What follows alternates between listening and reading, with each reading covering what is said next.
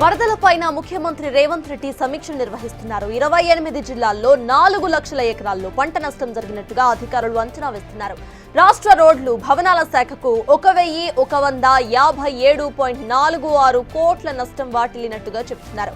1039 కిలోమీటర్ల మేర రోడ్లు దెబ్బతిన్నాయని అధికారులు ప్రాథమిక సర్వేలో తేల్చారు.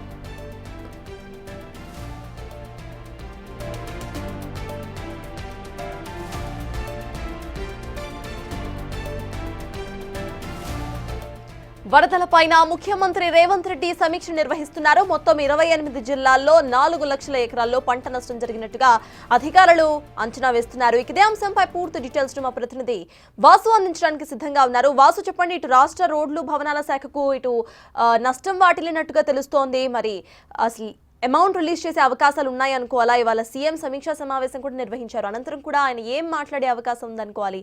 అప్డేట్స్ ఏంటి?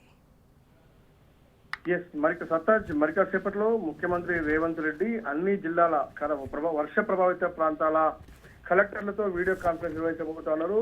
ఆయా శాఖలకు సంబంధించి రోడ్లు భవనాల శాఖ మంత్రి కోమటిరెడ్డి వెంకటరెడ్డితో పాటు ఇతర మంత్రులు కూడా పాల్గొనే అవకాశం ఉంది. అయితే ప్రధానంగా ఇటీవల కాలంలో రాష్ట్రంలో కురిసినటువంటి భారీ వర్షాల నేపథ్యంలో కూడా కామారెడ్డి, మెదక్, నిర్మల్, నిజామాబాద్, సిరిసిల్ల వంటి జిల్లాల్లో కూడా చాలా పెద్ద ఎత్తున కూడా పంట నష్టంతో పాటు రోడ్ల భవనాలకు కూడా నష్టం ఏర్పడినటువంటి నేపథ్యంలో కూడా వాటిని ఇప్పటికే ప్రాథమిక అంచనా కూడా రావడం జరిగింది. మొత్తం ఎంత మేర రోడ్లు దెబ్బతిన్నాయి, జాతీయ రహదారులకు సంబంధించి కావచ్చు, గ్రామీణ రహదారులకు సంబంధించి కావచ్చు, ఇక రాష్ట్ర రహదారులకు సంబంధించి ఎంత మేరకు రోడ్లు దెబ్బతిన్నాయి, వాటి అంచనాలు ఏంటి, వాటి మరమ్మతులు చేస్తే ఎంత ఖర్చు అవుతున్న అంశానికి సంబంధించి కూడా ఇప్పటికే కొన్ని నివేదికలు కూడా అందాయి. ఇక పంట నష్టానికి సంబంధించి వ్యవసాయ శాఖ మంత్రి తుమ్మల నాగేశ్వరరావు కూడా హాజరయ్యే అవకాశం ఉంది. పంట నష్టానికి సంబంధించి కూడా ఇప్పటికే ప్రాథమికంగా ఎస్టిమేషన్ రావడం జరిగింది. మొత్తం ఏ పంట ఎంత నష్టపోయింది, ఏ జిల్లాలో ఎన్ని లక్షల హెక్టార్లు పంట నష్టం కోల్పోయారు, దానివల్ల పూర్తి స్థాయిలో దెబ్బతిన్న పంటలేని, పాక్షికంగా దెబ్బతిన్నటువంటి పంటలేని అన్న అంశానికి సంబంధించి కూడా మరి కాసేపట్లో కూడా ఆయా జిల్లాల కలెక్టర్లతో కూడా వీడియో కాన్ఫరెన్స్ నిర్వహించబోతా ఉన్నారు. పూర్తిగా ప్రజలకు సంబంధించి ఆస్తి నష్టం, ఇండ్లు కోల్పోయిన వాళ్ళు ఉన్నారు, కొంతమంది ప్రాణాలు కోల్పోయినటువంటి పరిస్థితి ఉంది.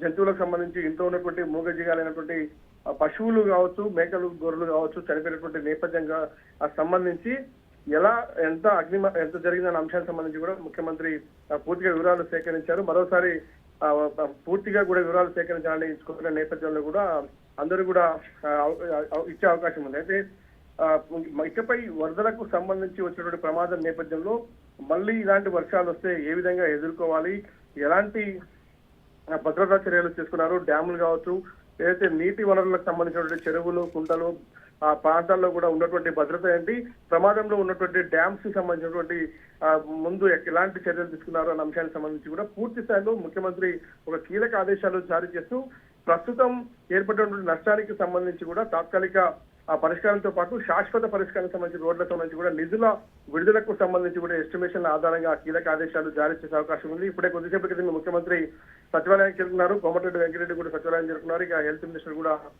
మినిస్టర్ తో పాటు ఏదైతే హెల్త్ మినిస్టర్ కు సంబంధించి కూడా ఈ వర్షాల నేపథ్యంలో కూడా రోగాలు ప్రబలే అవకాశం ఉంది.